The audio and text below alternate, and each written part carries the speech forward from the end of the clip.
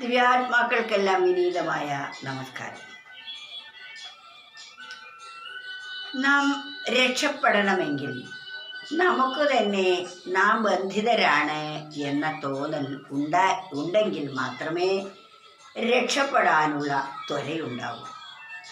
നാം എല്ലാം ഇവിടെ ബന്ധിതരാണെന്നും ഇതിൽ നിന്ന് സ്വതന്ത്രമാകണമെന്നും തനിക്ക് ബോധ്യം വരണം.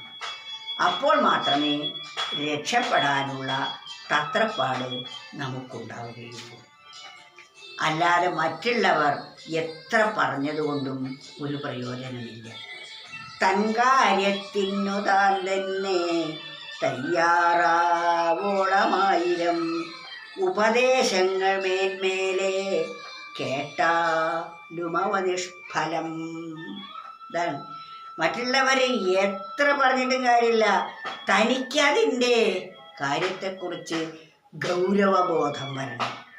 അപ്പോൾ മാത്രമേ താൻ ഈ വിപത്തിൽ നിന്നും രക്ഷപ്പെടാനുള്ള ശ്രമം ഉണ്ടാവുകയുള്ളൂ. മറ്റുള്ളവർ എത്ര ഉപദേശങ്ങൾ തന്നിട്ടും ഒരു പ്രയോജനവുമില്ല. നാം നമ്മെക്കുറിച്ച് തന്നെ ഒന്ന് ചിന്തിക്കേണ്ടിയിരിക്കുന്നു. നമുക്ക് നമ്മെക്കുറിച്ചല്ല ചിന്ത, മറ്റുള്ളവരെ കുറിച്ചാണ്. അവരൊക്കെ അങ്ങനെയാണ്, ഇവരൊക്കെ ഇങ്ങനെയാണ്, അവരെന്തുകൊണ്ട് അങ്ങനെയായി, അവർക്ക് എന്തുകൊണ്ട് ഇങ്ങനെയായിക്കൂടാ, ഞാനെത്ര സുഖിയായി കഴിയുന്നു, അവരുടെ കൊള്ളരുതായ്മ കൊണ്ടല്ലേ അവരൊക്കെ ദുഃഖികളായി കഴിയുന്നത് എന്നെല്ലാം തൻ്റെ മേന്മകളെ വിളിച്ചോതി മറ്റുള്ളവരെ തരം താഴ്ത്തിയും താൻ തരത്തിൽ ഉയർന്നും വർത്തിക്കുന്ന ആ ഒരു മനോഭാവം നമ്മെ ഒരിക്കലും സ്വന്തം സ്വരൂപത്തിലേക്ക് എത്തിക്കാൻ സഹായിക്കുകയില്ല. അതിനാൽ അത്തരം ചിന്തകൾ ബാലിശമാണെന്ന് ബോധിച്ച് അവയെ നിർമ്മാർജ്ജനം ചെയ്ത് തനിക്ക് രക്ഷപ്പെടാനുള്ള വ്യാമോഹം തൻ്റെ ഉള്ളിൽ ഉണ്ടാവുകയും താൻ രക്ഷപ്പെടാനുള്ള പരിശ്രമം തുടങ്ങുകയും ചെയ്യുമ്പോൾ മാത്രമേ മറ്റുള്ളവർക്ക് നമ്മെ സഹായിക്കാൻ സാധിക്കുകയുള്ളൂ. അപ്രകാരത്തിലുള്ള ഒരു വ്യക്തിയെ സഹായിക്കാൻ ലോകം മുഴുവൻ സജ്ജമാക്കിക്കൊണ്ടിരിക്കുന്നു. ആരും അവർക്ക് നേർവഴി പറഞ്ഞു കൊടുക്കുകയും നേർവഴിയിൽ എത്തിക്കുകയും ചെയ്യും. ആർക്കാണോ എത്തണമെന്ന ആഗ്രഹമുള്ളത് അവർ.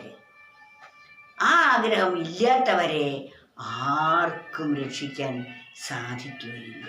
അതാണ് തൻ കാര്യത്തിനു താൻ തന്നെ തയ്യാറാവോളമായിരം ഉപദേശങ്ങൾ മേന്മേലെ കേട്ടാലും അവ നിഷ്ഫലം. ഇത് നാം ഓരോരുത്തരും ചിന്തിച്ച് മനനം ചെയ്ത് വീണ്ടും വീണ്ടും ഓർമ്മിക്കേണ്ടതാണ്. അതുകൊണ്ട് ഒരിക്കൽ കേട്ടതല്ലേ എന്ന് വിചാരിച്ച് തള്ളിക്കളയുകയല്ല ചെയ്യേണ്ടത്. ഇത് മനനം ചെയ്ത് നമ്മുടെ മനസ്സിൽ ഉറപ്പിക്കേണ്ടതാണ്. എപ്പോഴും ഇത്തരം സുഭാഷിത രത്നങ്ങൾ നമ്മുടെ മനസ്സിൽ തത്തിക്കളിച്ചു കൊണ്ടേയിരിക്കണം. എന്നാൽ വഴിതെറ്റിയുള്ള സഞ്ചാരം നമുക്കുണ്ടാവുകയില്ല. നേർവഴിക്ക് സഞ്ചരിക്കാനുള്ള പ്രോത്സാഹനം ഇതിൽ നിന്നും നമുക്ക് ലഭിക്കുന്നതുമാണ്.